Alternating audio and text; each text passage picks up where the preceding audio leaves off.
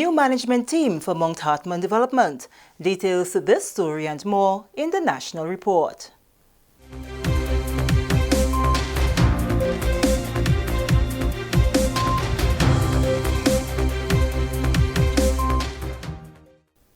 Welcome back with the details to the news for Monday, August 31st, 2020. I am Sharian Noel.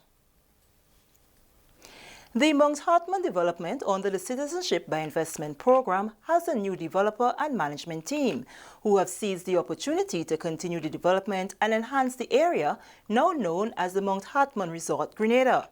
Chief Executive Officer of the Citizenship by Investment program, Percival Clouden, who recently updated the GIS on the project, said it will be executed in 4 phases and will involve a new configuration from the original development. It is not the same developer. One, the name of the development has been changed to the Hartman Resort Grenada, and the developers are new developers that have seen an opportunity to continue the development and, of course, to enhance that area in Grenada.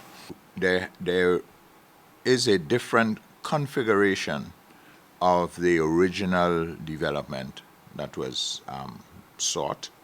They already have an approval because it's a continuation on the new developers and new management. New investors. So, and they have begun work. The project proposes to be an exotic development that will not interfere with the bird sanctuary. Mr. Clouden says contact has been made with the relevant stakeholders to undertake an environmental impact assessment. They're going to preserve the nature part of it, which I understand there is a species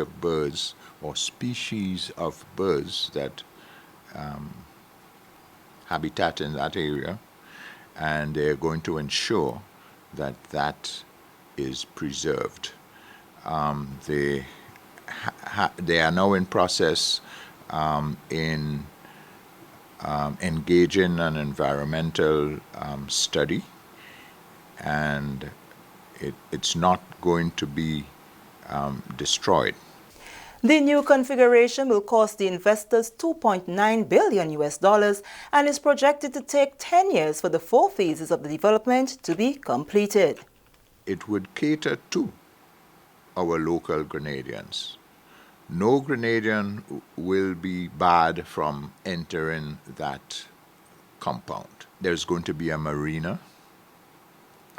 That's an area we need to expand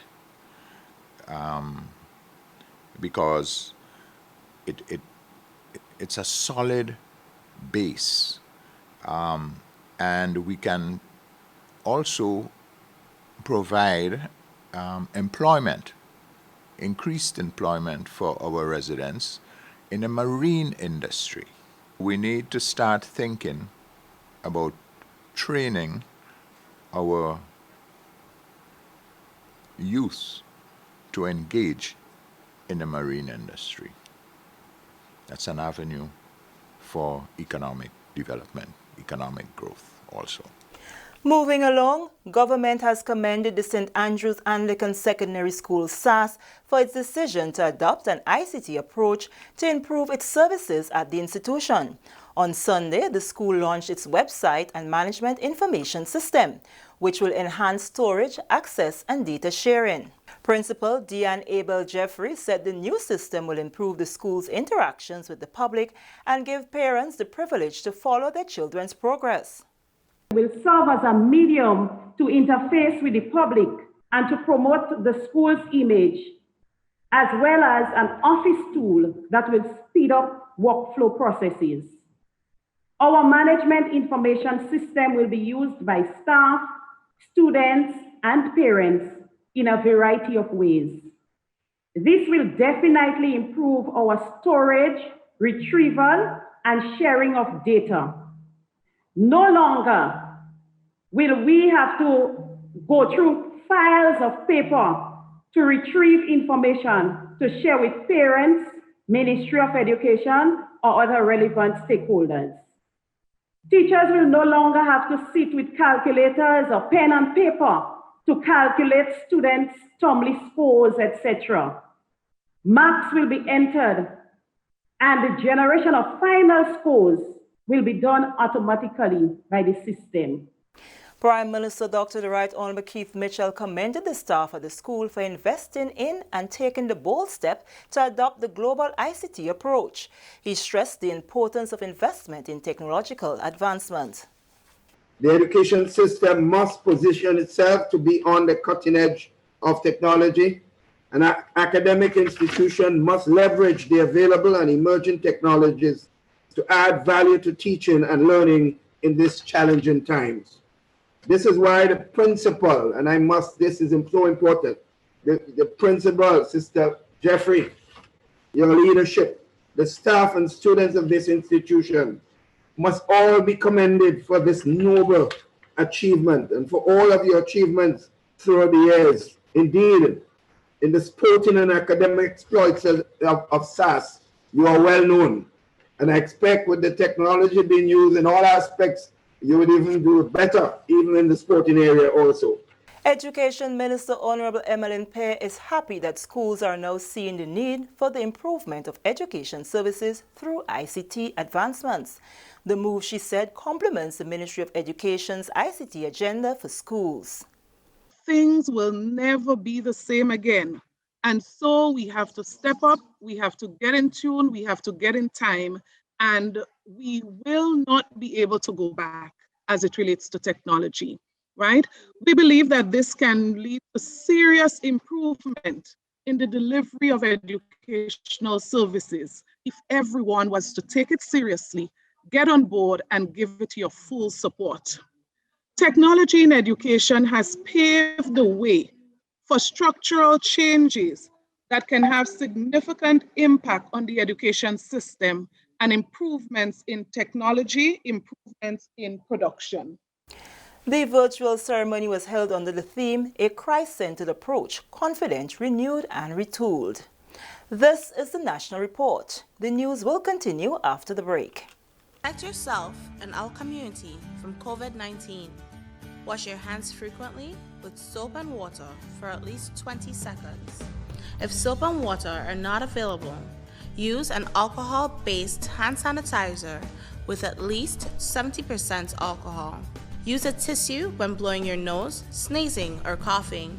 Immediately discard the tissue properly and wash or sanitize your hands. Avoid close contact with people who are sick. Let's do our part to ensure that each and every Grenadian remains healthy.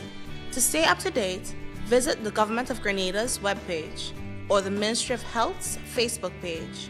For more information, contact the Ministry of Health's hotline by calling 53-VIRUS. This has been a public service announcement brought to you by the Ministry of Health. Welcome back. A phased approach to the opening of the St. George's Market from Tuesday, September 1st. That announcement from Infrastructure Minister Honorable Gregory Boeing. He was speaking with vendors at the Kirani James Athletic Stadium on Monday, following a tour of the facility with colleague ministers Yolan Bain Horsford and Peter David. The process to bring the market up to standard began in June, and the inspection team is now satisfied that business can be conducted at Buildings 1 and 2 in a phased approach, in keeping with established protocols.